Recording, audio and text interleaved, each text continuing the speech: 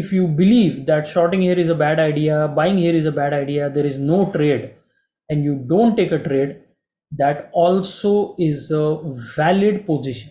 Always remember, let's say you have a X amount of capital and you did not trade, and you prevented X minus Y situation where Y is your loss, then this is a win. All right, you preserved your capital, did not let it go down, did not also deplete your peace of mind. That is even more important, because now you can go into the next week's trading with a lot of confidence.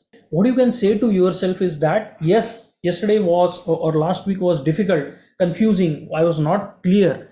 However strongly I want to trade, however badly I want to make money, if the situations were not correct, I avoided that. That shows I am in control of my trading. Market is not dictating my trading. Price is not dictating my trading. Who's in control of the trading?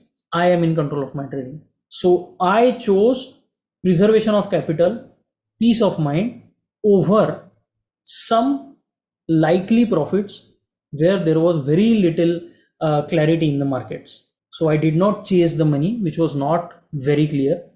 I preserved what I had, my capital, my peace of mind. Now you're a confident trader. Next week is going to be good for you, because now you're going into the next week with a lot of confidence, right?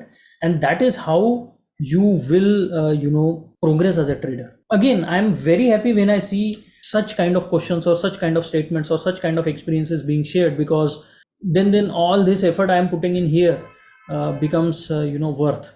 Thank you for sharing your experience.